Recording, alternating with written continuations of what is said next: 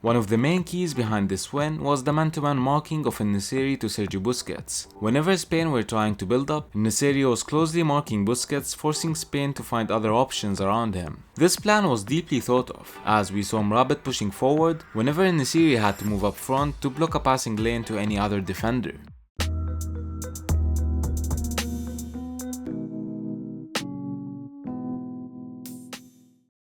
Hello there everyone, it is Mitsu here and welcome back to another video on my channel.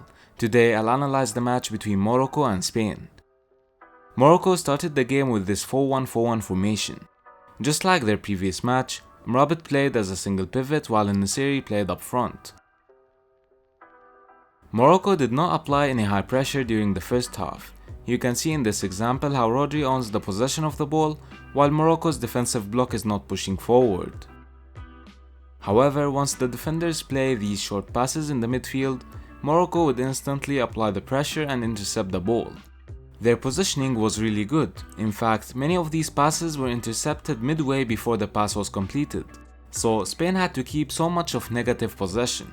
As a matter of fact, Spain owned 77% of the possession in this game, but we will see how this negative possession affected the result of the game. So we saw this shape a lot in this game.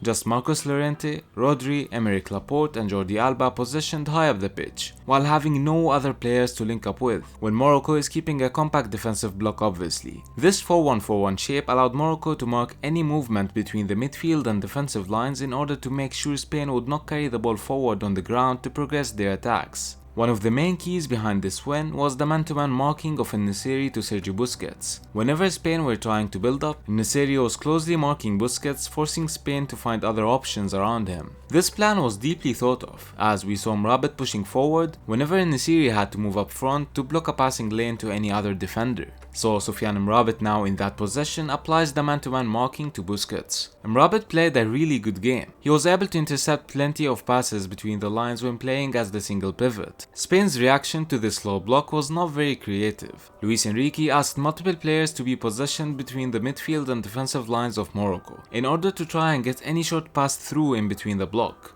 We also saw Gavi dropping down beside Marcos Llorente to receive the ball. I believe having Rodri as a centre back already did not allow Spain to have an actual midfielder dropping down between the two centre backs to build the attacks. I think Luis Enrique had to react to the marking of Busquets in the midfield. As you can see, this is where Gavi would usually be positioned compared to Pedri. Unlike Morocco, Spain applied high pressure. They usually pushed higher whenever Bounou received the ball. Morocco actually played multiple passes backwards to the keeper in the first half, which helped what Spain was doing. It seemed like Luis Enrique was only depending on scoring the first goal to try and force Morocco out of their low defensive block. The high pressure was not that bad actually.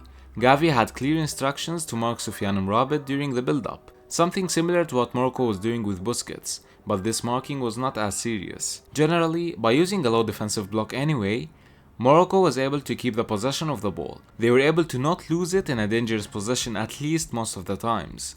You can see how Bounou was able to find passing options as Morocco spread on the flanks, which made it harder for Spain to close down the passing lanes. More minutes into the first half, Spain tried to go for some long balls behind the defensive line, as the team was not able to build a single attack on the ground, thanks to the great defensive awareness of Morocco. You can see in this example how 4 players are positioned between the lines, but Walid Regragui concentrated on the compactness of his block before blocking down the passing lanes, so these players were not able to contribute in the attacks.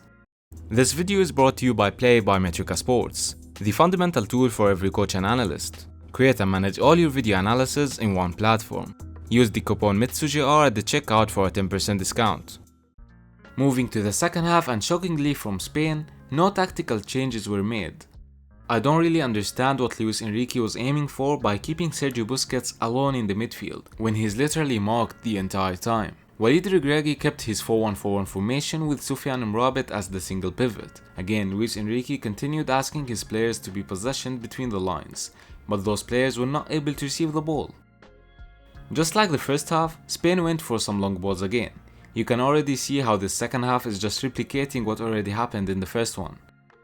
Pedri started dropping down to receive the ball. Notice that even when Pedri was dropping down, Busquets stayed high up the pitch, and he was obviously marked, so whenever Pedri was in that position, he looked to pass the ball to the sides. Morocco played a great defensive game. They were defending with up to 10 players in some cases. But what was really impressive was how they kept the players positioned in between the lines under the radar.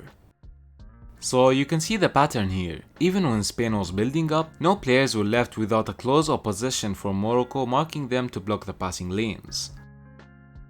More minutes into the second half, we started seeing some counterattacks, which is really normal after the high work rates of the players. Actually, the counterattacks looked really similar for both teams.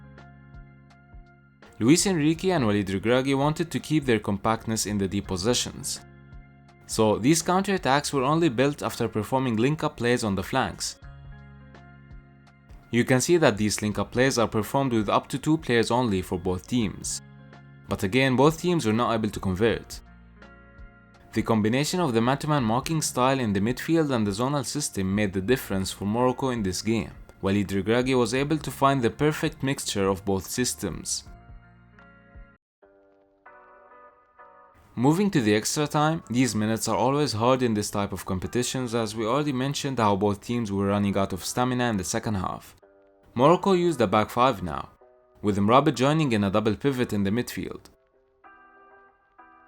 Luis Enrique pushed numbers high up the pitch. He wanted to cross as many balls as possible inside the box. Morocco's 5-man defensive line helped in clearing those crosses away.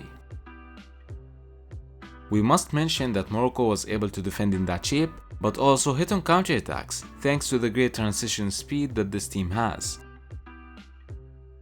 Finally, I wanted to highlight the work done by Yassine Bounou in the penalties. Bounou did not concede a single penalty. I wanted to show you guys the footwork that he does before the player shoots the ball. We have been talking about this recently, and I'm sure you saw multiple videos of keepers faking the dive in one direction for the players that do the little jump before shooting, or just have slow run-ups for their penalties.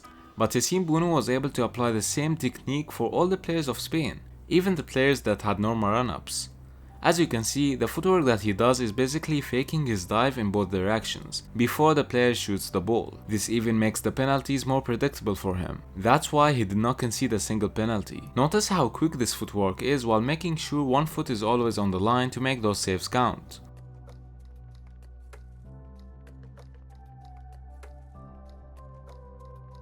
Before I end the video, I would like to let you know that the EKKONO Coaches Academy started publishing in-depth analysis of the World Cup teams. So if you would like to know more about these tactics, you can use the code METRICA after signing up from the link in the description. So that was it guys, I hope you have enjoyed the analysis. How far can Morocco go in this World Cup? Let me know in the comments down below. Thanks for watching and I'll see you guys in the next one.